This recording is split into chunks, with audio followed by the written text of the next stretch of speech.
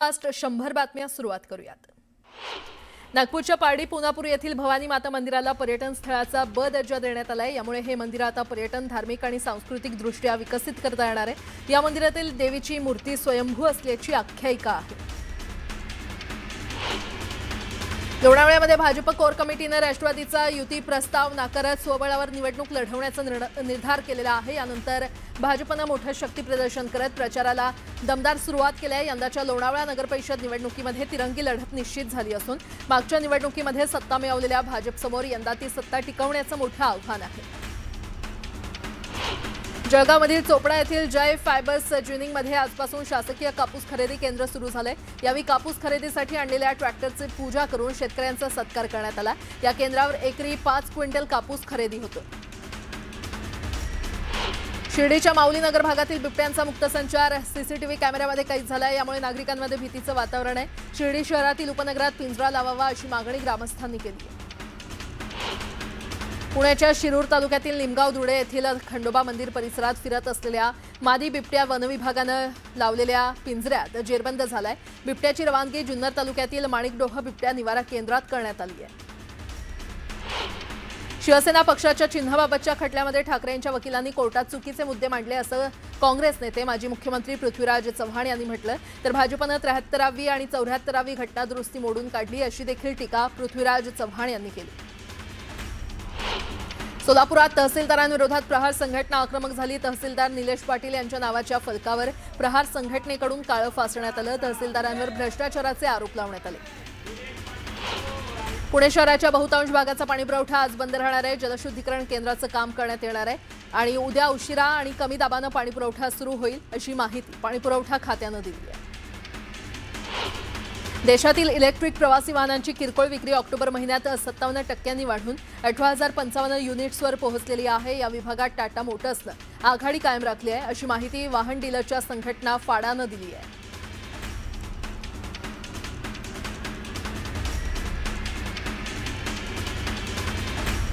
एक मोठा निवडणुकीच्या प्रचारासाठी निलेश राणे कणकवलीमध्ये आहेत आणि महायुतीसाठी प्रयत्न केला पण युती झाली नाही असं निलेश राणेंनी स्पष्ट केलंय। नितेश राणे यांच्या उमेदवारांच्या विरोधात तयार झालेल्या कणकवली शहर विकास आघाडीला शिंदे सेना आणि ठाकरे सेनेचा पाठिंबा मिळाल्यानं राजकारण रंगलेलं आहे आणि या आघाडीतील उमेदवारांना मार्गदर्शन करण्यासाठी आमदार निलेश राणे हे रात्री उशिरा राजन तेली यांच्या घरी स्नेहभोजनासाठी उपस्थित राहिले। याला विशेष महत्त्व कारण नारायण राणे यांनी पूर्वी राजन तेली यांच्यावर आरोप केले होते आणि त्या पार्श्वभूमीवर निलेश राणेंची ही भेट सध्या चर्चेचा विषय ठरली आहे। आम्ही महायुतीसाठी प्रयत्न केला पण तो यशस्वी झाला नाही। त्यांना आमच्यावर युती करायची नव्हती। ज्यांना आमच्यावर युती करायची आहे त्यांच्यावर आमची युती झाली आणि म्हणून प्रचारासाठी मी कणकवलीत आलो। पुन्हा एकदा बातम्या वेगवान स्वरूपात। वीज दर कमी करण्याच्या मुंबई उच्च न्यायालयाच्या आदेशाला सर्वोच्च न्यायालयानं स्थगिती दिलेली आहे आणि त्यामुळे महावितरणाचे सध्याचेच वीज दर लागू होणार असून वीज ग्राहकांना दर कपातीचा दिलासा मिळणार नाही। सरकारी कर्मचाऱ्यांचा पगार मिळण्यास विलंब होण्यास सुरुवात झालेली आहे। निम्मा नोव्हेंबर महिना संपला तरी राज्याच्या सार्वजनिक बांधकाम विभागातील वेगवेगळ्या विभागातील कर्मचाऱ्यांचा पगार आजच्या तारखेपर्यंत झालेला नाही आणि त्यामुळे सरकारी कर्मचाऱ्यांमध्ये प्रचंड अस्वस्थता आहे। अमेरिकेचे राष्ट्राध्यक्ष डोनाल्ड ट्रम्प यांनी रशियाच्या 2 मोठ्या तेल कंपन्यांवर घातलेल्या निर्बंधांचा भारतावरील परिणाम आता दिसू लागलाय।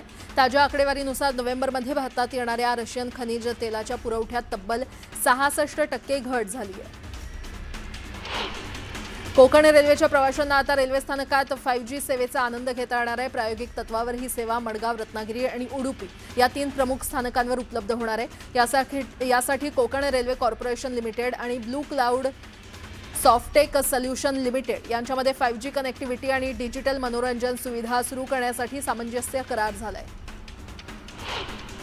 छत्रपती संभाजीनगरात 10 दिवसात किमान तापमान 3 अंशांनी घसरलंय। दिवसभरात किमान तापमान 10.6 अंश सेल्सिअस इतकं नोंदवलं गेलंय।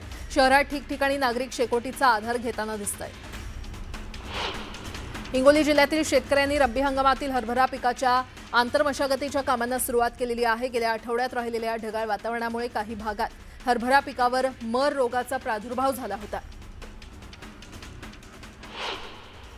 आता एक मोठी बातमी, पिंपरी चिंचवड महापालिकेची आगामी निवडणूक थेट वर्ल्ड बँकेपर्यंत पोहोचली आहे। शरद पवारांच्या पक्षाचे मुख्य प्रवक्ते माधव पाटील यांना निवडणुकीमध्ये महिलांनी थेट आर्थिक मदत त्यांना करायची आहे आणि त्यासाठी त्यांनी वर्ल्ड बँकेकडे 30 कोटींच्या कर्जाची मागणी केली आहे। दरम्यान यावर आता भाजपच्या इच्छुक उमेदवार आणि ओबीसी मोर्चाच्या वीणा सोनवलकर यांनी टीका केली आहे। शरदचंद्र पवार राष्ट्रवादीच्या प्रवक्त्यांना बिहारमधील रेवडी आणि राज्यातल्या लाडकी बहीण योजनेचा पुळका आला असेल तर त्यांच्या सरकारच्या काळात अशा योजना ते का राबवू शकले नाहीत असा सवाल त्यांनी विचारलाय।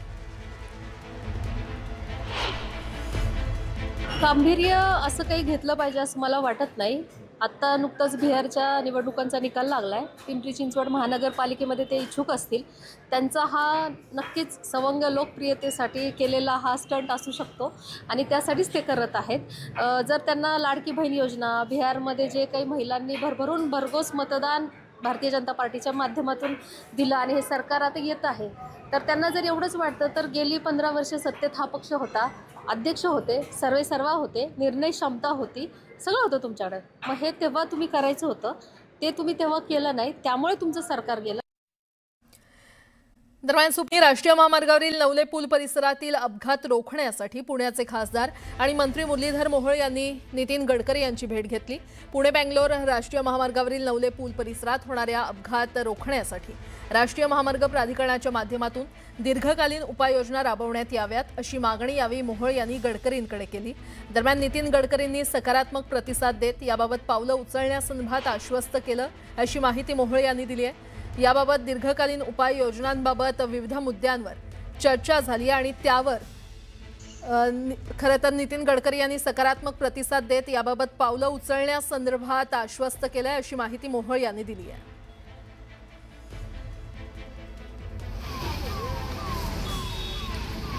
तर दीर्घकालीन इथे उपाययोजना राबवण्याची मागणी करण्यात आली आहे, त्यामुळे मुरलीधर मोहोळ यांनी गडकरी यांची भेट घेतलेली आहे। मुरलीधर मोहोळ यांनी या संदर्भातली माहिती दिली आहे।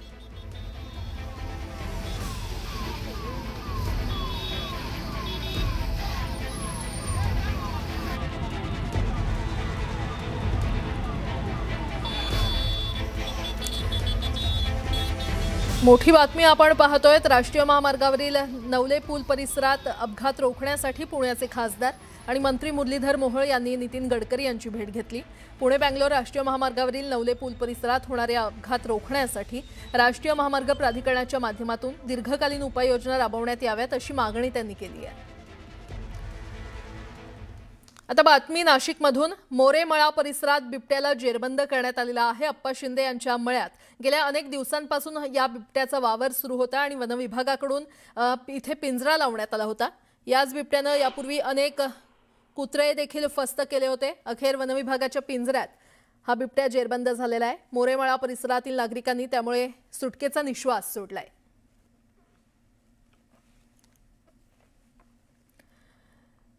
पुन्हा एकदा बातम्या वेगवान स्वरूपात, राज्यातील स्थानिक स्वराज्य संस्थांच्या सार्वत्रिक निवडणुकीसाठी आरक्षण निश्चित करताना राज्य सरकारनं 159 ठिकाणी 50% आरक्षण मर्यादा ओलांडली आहे। यामुळे निर्माण झालेल्या वादावर सर्वोच्च न्यायालयामध्ये आता मंगळवारी सुनावणी होणार आहे। पुढील सुनावणीपर्यंत नव्यानं कोणत्याही निवडणुकांची घोषणा करू नये अशी सूचना न्यायालयानं राज्य निवडणूक आयोगाला केली आहे। लोणावळ्यामध्ये राष्ट्रवादी काँग्रेसचे नगराध्यक्षपदाचे उमेदवार राजेंद्र सोनावणेंनी प्रचाराला जोरदार सुरुवात केली आहे। लोणावळ्यातील रखडलेली विकास कामं मार्गी लावण्याचं आश्वासन सोनावणे यांनी दिलंय। समाजवादी पक्षानं मुंबई महापालिकेची निवडणूक स्वबळावर 150 जागा लढवण्याचा निर्णय घेतलाय। प्रदेशाध्यक्ष आमदार अबू आसिम आझमी यांनी पत्रकार परिषदेत ही माहिती दिली। विधानसभेचे उपाध्यक्ष अण्णा बनसोडे यांनी मुंबईतील मनोरा आमदार निवासाच्या नव्या इमारतीच्या बांधकामाची प्रत्यक्ष पाहणी केली। या पाहणी दरम्यान 2028 पर्यंत आमदार निवासाचं बांधकाम पूर्ण करण्याचे निर्देश अण्णा बनसोडे यांनी सार्वजनिक बांधकाम विभागाच्या अधिकाऱ्यांना दिले। जळगाव महापालिकेमध्ये दूरदृष्टी आणि प्रशासकीय क्षमता असणाऱ्यांना संधी द्या असं आवाहन माजी मंत्री सुरेश जैन यांनी केलंय। मी राजकारणातून निवृत्ती घेतली आहे, पण कार्यकर्त्यांना मार्गदर्शन करत राहणार असं देखील जैन यांनी म्हटलं।